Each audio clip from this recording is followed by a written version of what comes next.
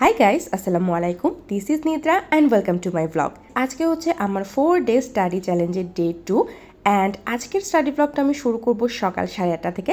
এখন 8:30 বাজে অ্যান্ড এখন থেকে আমি আমার আজকের দিনে পড়া শুরু করব, প্লাস কত দিনের একটা টপিক আমার বাকি আছে সেটাও পড়তে হবে। So let's start. এখন আমরা যে সময়টা পার করছি এটা কিন্তু খুবই প্রেশিয়াস, কারণ পরীক্ষার জন্য এখন ভালো একটা সময় আছে অ্যান্ড এই সময়টা একদম টেনশন ফ্রিভাবে পড়া যায়, যার কারণে পড়াটাও কিন্তু খুব ভালো মতো হয়। সো গাইস, এটা হচ্ছে আমার second day study plan and আজকের স্টাডি প্ল্যানে আমি ইংলিশে রেখেছি প্রোনাউন। জিকে বাংলাদেশ অ্যাফেয়ার্সের মধ্যে আছে মুসলিম শাসন, দিল্লি সালতানাত আর প্রাচীন জনপদ। অ্যান্ড ইন্টারন্যাশনালের মধ্যে সিন্ধু সভ্যতা, পারস্য সভ্যতা, রোমান সভ্যতা আর মায়া সভ্যতা। অ্যান্ড বাংলার মধ্যে আমি প্রাচীন যুগ রেখেছি চর্যাপদে। তো বেসিক্যালি এটা হচ্ছে আমার গত দিনের স্টাডি প্ল্যানের কন্টিনিউয়েশন। গত দিনে আমি যতটুকু পড়েছি তারপরের বাকি অংশটা আমি আজকে পড়ব। So let's start. So guys, আজকের পড়া আমি শুরু করলাম জিকে দিয়ে। অ্যান্ড জিকে নিয়ে যদি বলতে হয় তাহলে বলবো জিকেতে প্রচুর প্রচুর ইনফরমেশন থাকে অ্যান্ড আমি যদি সব ইনফরমেশন পড়তে যাই তাহলে একদিনে আর জিকে পড়া শেষ হবে না। সত্যি কথা বলতে এত জিনিস পড়ে কোনো লাভও হবে না, কারণ আমরা যেটা পড়ছি সেটা যদি পরীক্ষায় নাই আসে তাহলে সেটা পড়ে কী লাভ। তাই পড়ার আগে আমাদেরকে দেখতে হবে কোন কোন জায়গা থেকে কোয়েশ্চেন আসছে অ্যান্ড সেটাই পড়তে হবে। অ্যান্ড আমরা কিভাবে জানবো কোন কোন জায়গা থেকে কোয়েশ্চেন আসবে? তার জন্য আমাদের প্রিভিয়াস ইয়ারের কোয়েশ্চেনগুলো অ্যানালাইসিস করতে হবে অ্যান্ড কোয়েশ্চেন প্যাটার্নটা ভালো মতো বুঝতে হবে। First study slot done and এখন আমি ব্রেকফাস্ট করব। সো অবভিয়াসলি এখন আমাকে ব্রেকফাস্ট বানাতে হবে অ্যান্ড আমার ব্রেকফাস্ট আমি নিজে বানাতেই পছন্দ করি। আমার নিজের হাতের ব্রেকফাস্টই পছন্দ অ্যান্ড সকালবেলা উঠে আমি সাথে সাথে খেতে পারি না, আমার একটু টাইম লাগে। সো আমি ওঠার পরে প্রথমে পড়ি অ্যান্ড কিছুক্ষণ পড়ার পরে তারপরে যখন ক্ষুধা পায় তখনই ব্রেকফাস্ট করি।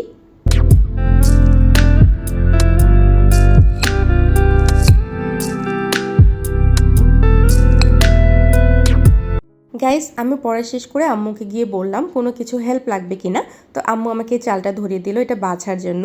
আর এই যে দেখুন লালু, সে আমাকে দেখে মনে করেছে আমি ওকে খেতে দিব, তাই দৌড়ে চলে আসলো, বাট কিছু পেল না। সো যাই হোক, এখন ঝটপট আম্মুকে চালটা পরিষ্কার করে দেই। এখন আমি করব লাঞ্চ অ্যান্ড লাঞ্চের পরে আমার আজকে অনেক অনেক পড়া আছে। আজকে আমার কোচিংয়ের ক্লাস নেই, সো আজকে আমি পড়ার জন্য অনেক টাইম পাবো। গাইস, ছোটোবেলায় এটা আমার ফেভারিট মুভি ছিল অ্যান্ড এত পছন্দ ছিল আমার যে এই মুভিটা টিভিতে হলে অ্যাডের সময়ও আমি চ্যানেল চেঞ্জ করতে দিতাম না।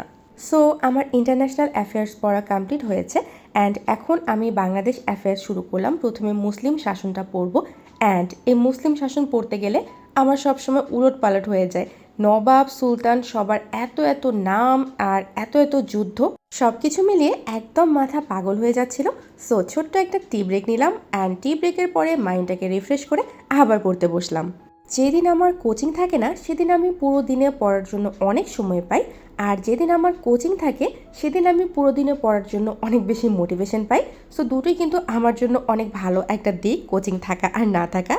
সো গাইজ, এখন আমি পড়ব most difficult topic plus most boring topic, Charyapada.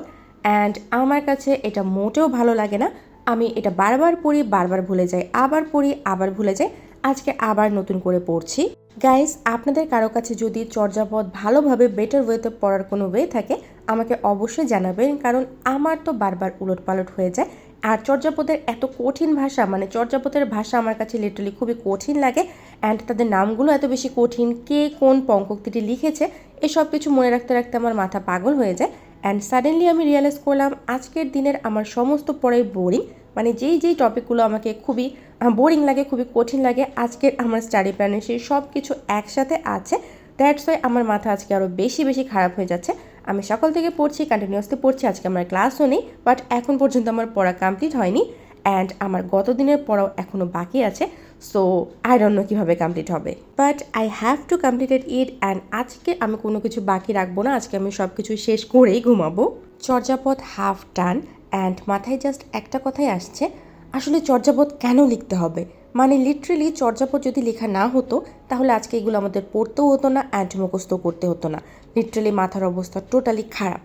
Charyapada পড়তে পড়তে অনেক বেশি বোর হচ্ছিলাম, তো মাঝখানে আমি প্রণয়ন পড়েছি অ্যান্ড প্রণয়ন পড়তে বেশিক্ষণ সময় লাগেনি, ওটা অনেক বেশি কঠিনও না। তো এখন আবার back to Charyapada. 2000 years later. Finally it's done.